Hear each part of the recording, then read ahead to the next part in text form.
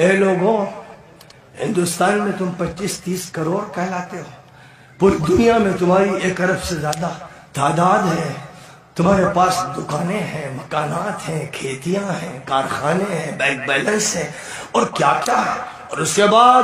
تمہاری حالت یہ ہو رہی ہے کہ تم شرک کے سامنے جباسائی کر رہے ہو، تم کفر کے سامنے جھک رہے ہو، تم نے انبیاء کرام کی دعوت کو پامال کیا، تم اپنے نبی کے اسوے کو چھوڑ چکے ہو، تمہیں شذر بنایا گیا، تمہیں ذلیل کیا گیا، تمہاری گردن جھکائی گئی، تمہاری شریعت پر ڈاکے ڈالے گئے، تمہارے تمام جو نظام ہے، جو تنظیمیں ہیں، جو ادارے ہیں، ان کو تم نے نرغے میں پھنسایا، تم نے ان کو جال میں ڈالا، تم نے سر جھکایا، ایک اللہ کی بندگی کرتے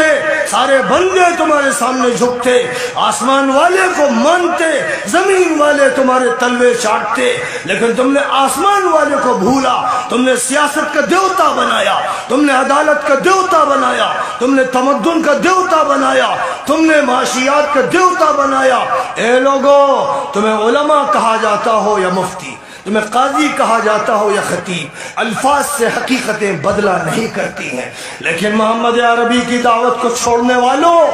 اور انبیاء کرام کے مشن کو چھوڑنے والوں، اے مسلمانوں، اگر تمہارا اللہ پر ایمان ہے اور محمد رسول اللہ پر ایمان ہے تو تم پر صرف اور صرف یہ فرض ہے کہ انبیاء کا بگل بجا دو، نبوت و رسالت کے مشن کو لے کر اٹھو،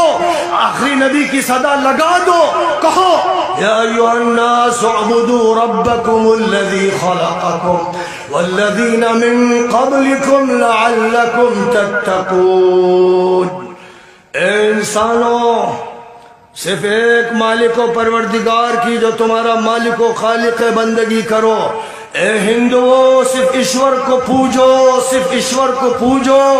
سناتن دھرم کی مٹی پلید مت کرو۔ اے ہندوؤں، ویدوں کو مت جھٹلاؤ، گیتا کی بے عزتی مت کرو، سچائی کو مانو اور اس سچائی کو مان کر ہر جگہ یہ آواز لگا دو، ایک ایشور کی پوجا ہوگی۔ اے جینیوں،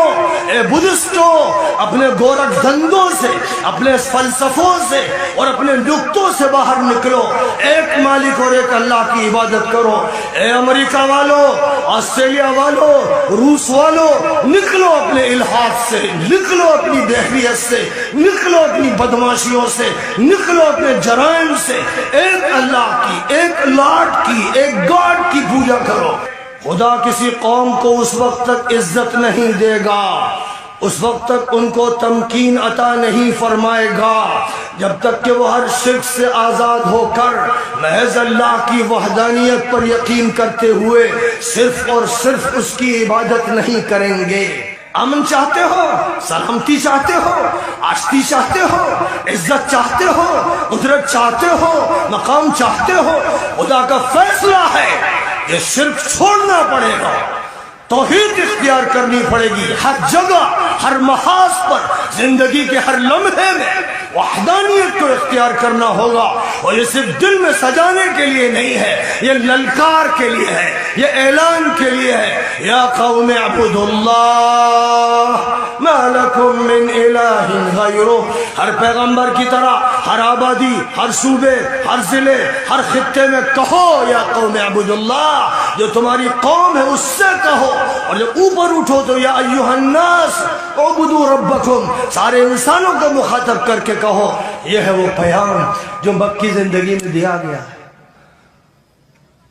مکی زندگی میں ہم جی رہے ہیں، 21ویں صدی کی جاہلیت میں جی رہے ہیں، دوبارہ پرشین امپائر اور رومن امپائر کے نقشے کے درمیان جی رہے ہیں، کفر کی طاقتوں اور اقتدار کے دباؤ میں جی رہے ہیں، اور جی رہے ہیں شرک کے ساتھ، وثنیت کے ساتھ،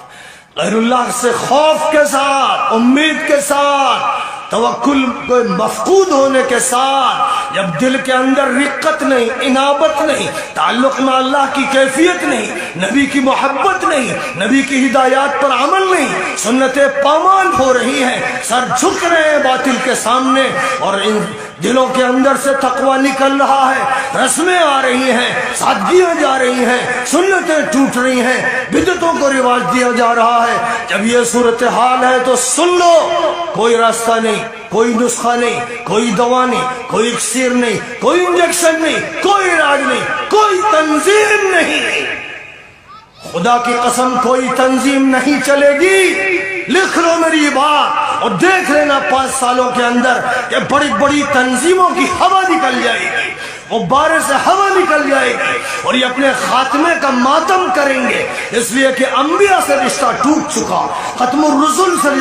رشتہ ٹوٹ چکا، قرآن و حدیث سے رشتہ توڑ دیا گیا۔ لوگوں نے اپنی سیادتیں قائم کر رکھی ہیں، حسنین کی سیادت کو فراموش کر کے لوگ اپنی سیادت بتا رہے ہیں، اپنی پیری سمجھا رہے ہیں، اپنی عظمت کے گیت لوگوں سے کہتے ہیں کہ گاتے چلے جاؤ۔ یہ سکے نہیں چلیں گے، کھوٹے سکے، یہ کھوٹے سکے ہیں جو نہیں چلیں گے۔